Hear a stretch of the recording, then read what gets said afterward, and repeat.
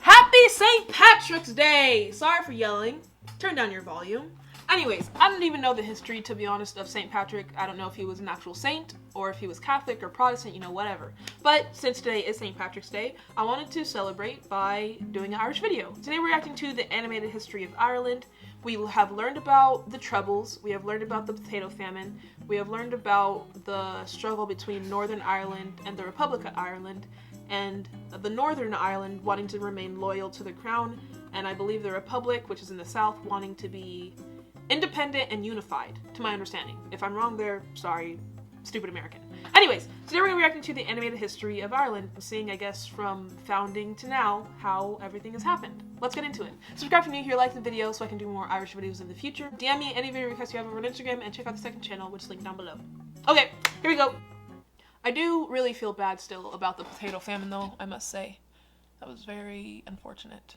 And the effects are still happening today, so. This episode is made possible by Audible. Stick around to see how you can use their great services to support the channel. History of Ireland, let's do it. Hopping across the English Channel, we return once again to the British Isles. This time to Ireland, land of fairies and folktales, Christians and pagans, beer and whiskey, and a somewhat troublesome history that propelled the Irish to the world stage. Bitch, what the fuck? Excuse you! The heck? Excuse me. In the 1960s. But going back further, the tale gets pretty interesting, and that's certainly not a bias on our part. The Pope is Irish? Welcome everyone to the Emerald Isle. The heck?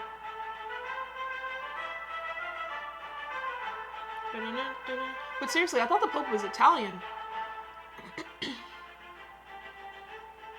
Okay, we got Hitler, we got some people, we got some Russians or French people. Let's do it. Ireland as we know it today is a single island entity and has been united for almost its entirety. This only changed in the 20th century when it became between two nations, Ireland the country and the United Kingdom. Most of the Emerald Isle's modern citizens did not live before the split, which is why there still tends to be some bitterness about it on both sides. But leaving that aside for the moment, we can begin in 300 BC. Okay, first question. Is there tension between people from Northern Ireland and, like, is it like gang turfs, how in New York or Chicago, if you're from, like, say the Bronx, you can't really go to Manhattan, like stuff like that, like there's a territory war going on? If you are in the Northern Ireland, are you allowed to cross over into the southern part of Ireland? That's unfortunate if you're not. Inhabitants were our good friends the Celts, who migrated from the European continent 300 after BC. the last ice age. These Celts flourished in culture and traditions all upon the foundations of their pagan faith. Irish myth and folklore is deep intertwined into Irish poetry and even their later Christian beliefs. Okay, I'm sorry to pause, but it's really like just so, one of the most mind-boggling things is how old the United Kingdom is and Ireland. Like, y'all have been here from the beginning. Like, that's crazy. Though that doesn't mean it's easy to find. Hi, Tailbot here from the channel Tale Foundry. Unfortunately, a lot of ancient Irish traditions have been lost to time and inattention. The stories we do have records of are really cool. Men who become gods, intricate pseudo-histories, an odd abundance of shape-shifting salmon, but it's hard to know whether they're legitimate because the majority of them were recorded by Christian scribes rather than their pagan adherents.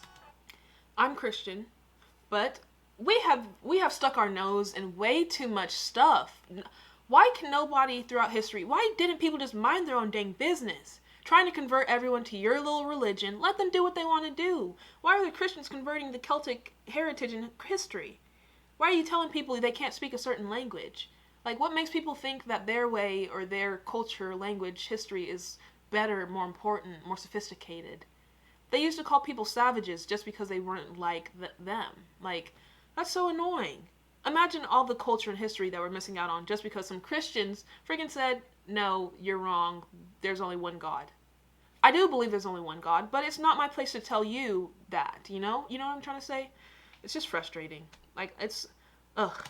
On our show, we recently took a shot at unraveling the Irish mythological cycle and the mystery of why it isn't more popular. So, once you're done learning about Ireland's actual history, feel free to come discuss its pseudo-history with us. Get over to the Thanks video. for the contribution, Promotions. The Celts of Ireland called their land Eire after their matron goddess Eiru. They spoke a language called Gaeilge, or what we call Irish. Or Gaelic. One Irish tribe, the Scotti, is thought to have been the namesake of Scotland. Once again, English misappropriation defies the boundaries of cultural sensitivities. Christianity made its way to Ireland from Rome and Britain, largely aided by the Bishop St. Patrick, who managed to convert the Irish from paganism to... So we celebrate St. Patrick's Day because he was able to freaking spread Christianity? Is that what I'm hearing here? We already got Christmas. We gotta have it. And Easter. We even celebrate Thanksgiving. What's going on? Oh boy, I didn't know. St. Patrick was just, what do you call him? Not a prophet. An evangelist. Just a guy who spreads Christianity. No offense. Why the heck are we celebrating him? Really? There's a holiday for that? Seems kind of blasphemous to me. Catholicism, when he wasn't busy chasing snakes. Chasing Ireland snakes. was raided and settled by the Vikings in the 8th century, setting up small towns that became cities like Dublin and Belfast. I love But the those Vikings shows. were fought Vikings. off and replaced by the Normans, who arrived in 1167, creating what would be the Lordship of Ireland.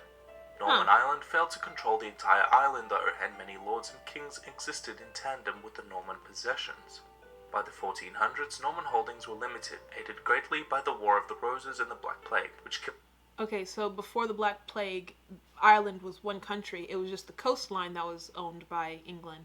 That's interesting. So I wonder if people from the coastline then are still have history or heritage or whatever, have family members who remember that time in comparison to when, like, the North and South are separated. The coast was also separated. far more Normans than Irishmen.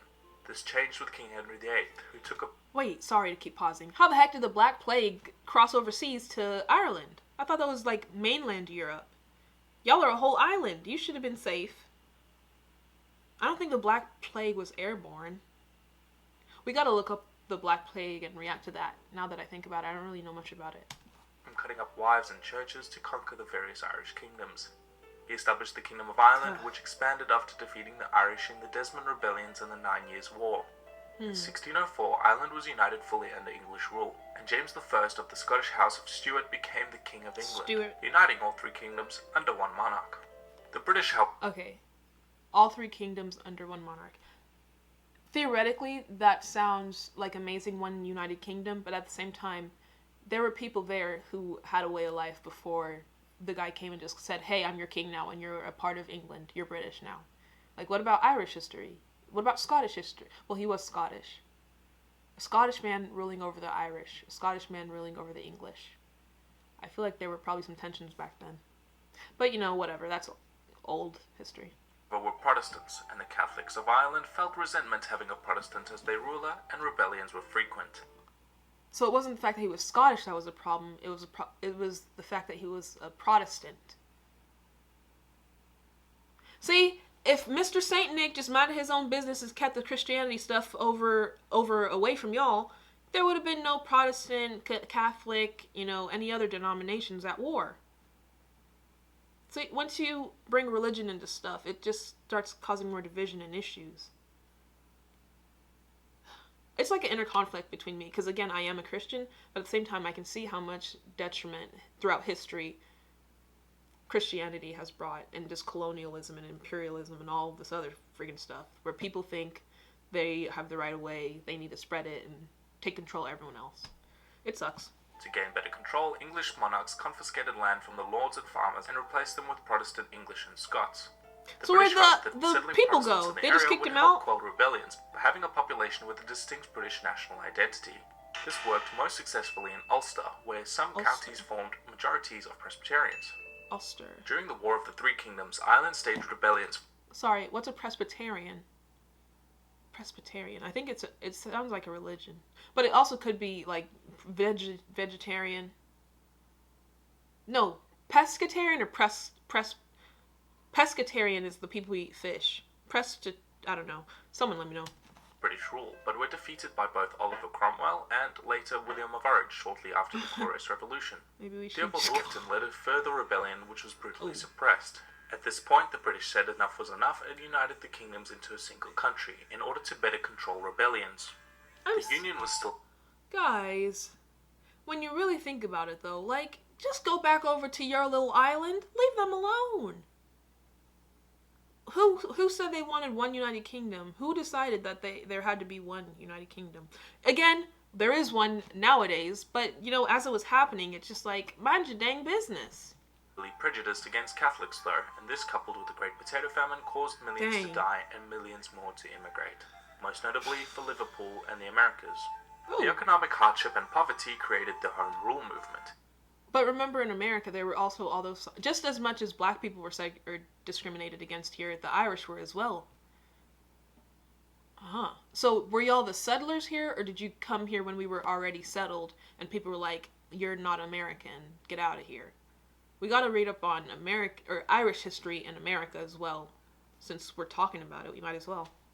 In which the Irish citizens demanded their own parliament, with the notable exception of Protestant counties in the north, who were pro-unionist and supported British rule. This surprised entirely no one, since most of these counties were descendants of the British colonists who had... These are the pescatarian people from the north that they're talking about. confiscated the Irish lands a century earlier. Home Rule stalled during World War I, leading some Republicans to stage a rebellion known as the Easter Rising. The British attempted to grant Home Rule Dang. by splitting the island into two self-governing territories, Northern and Southern Ireland, Yeah. both of whom were still part of the United Kingdom. Fighting continued, however, and the Irish Civil War ensued, with some supporting membership of the British Commonwealth as a free state, and others supporting a full republic. Although the Free State... What's a free state versus a republic? So they supported joining Britain as a free state, but others wanted to be a republic. So I think a republic is more independent, but what would a free state be?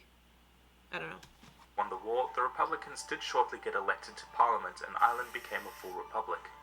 The split Yeah. of Ireland angered many Republicans on both sides, who saw it as a British ploy to gerrymander the northern counties to allow for a slight unionist majority and ultimately retain a claim on parts of the island. The anger also came to further intensify the religious divide, since most Catholics saw themselves as Irish and supported republicanism, and most Protestants were pro-union. The bitterness of the Irish Civil War was... Why was that? Why are the Catholics so against being British, and why are the Protestants so for it? Why does it matter? everywhere, and discrimination against Catholics was increasing in the north. Peaceful civil rights protests escalated just 1 decade after the war in a conflict known as the Troubles, which is something you've probably heard of.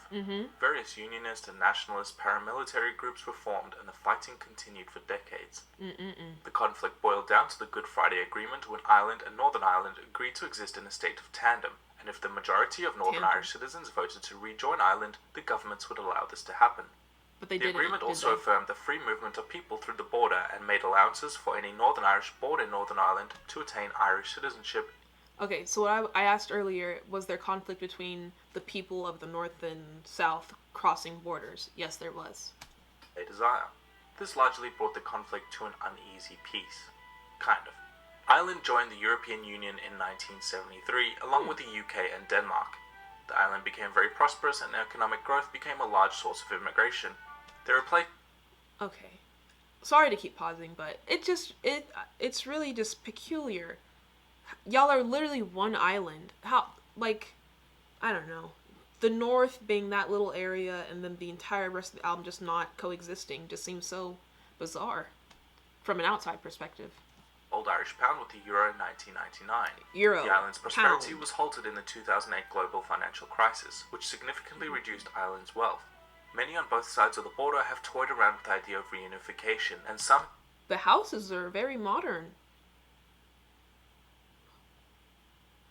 What do I think an Irish house looks like? I thought, well, Ireland is, from my imagination, is like just a lot of land that y'all farm on, with a lot of animals and cattle and stuff. Y'all have cities, though. Glasgow. Where's Glasgow? I don't know. compared the situation to the division of East and West Germany. Resistance to unification is said to be waning somewhat, even though some are still fiercely opposed. The discomfort of the division once again came to a head with the vote of Britain to leave the EU, angering many who don't want to see a border erected between the two parts of the island. The slim majority of the Northern Irish voted to remain within the EU, bringing up a degree of resentment to the UK for forcibly removing them from it. Oh, sheesh. True, Brexit didn't just affect Britain, it affects all the other colonies that are a part of the United Kingdom, or the European Union. I didn't even think of that, too. Like, Brexit isn't just about Britain. It literally, Northern Ireland and Scotland are both I don't want to use the word controlled, but influenced by Britain. So by Britain deciding, hey, peace out, we're out of the Union, they're basically taking Northern Ireland and freaking Scotland along with them. I bet the Northern Ireland people want to be in the Republic now. Man, a lot of conflicts. Talks about the reunification of Ireland began immediately, and the idea has... Oh, I'm sorry, I don't mean to laugh because this is like real life, but man, I'm tempted to say, like, where's the same energy? Like, you know? Dang. Y'all give me your personal stories. Were you saying we told you so, or were you empathetic to the Northern Ireland people? growing support. Or even anyone from Northern Ireland watching this video. How do you feel about it? Let me know. I still stand by the fact that I think you should just be one country, one island. There shouldn't be a split. Especially with the Scottish intention of holding a second independence referendum. The referendum. Some view So they voted to Irish leave unification as before. inevitable as older generations pass for an increasingly more liberal world, and yet others too are skeptical. Guess only time will tell. Oh, is that the end? Oh no, it's not. This video would... Well, yeah, it is. The rest of it is freaking just a sponsor. Okay. So, again, I hope I didn't offend anyone with my opinions. I was just speaking freely. I didn't try to offend, though. But, that's the most mind-boggling thing in this video was the Brexit thing, or leaving the European Union. Because, again, it wasn't just a matter of British government or the people deciding to leave the Union. You were also bringing along so many other countries with you. And not even just people in the United Kingdom. Doesn't Britain still hold a lot of rule over other countries and, like, islands too? Like Barbados, for instance. I don't know if they've gotten their independence yet, but all these British colonial places that haven't gained independence yet. Wait. The European Union only applies to countries in Europe. My dumb. Let me end this video. I'll see y'all in the next one. Bye.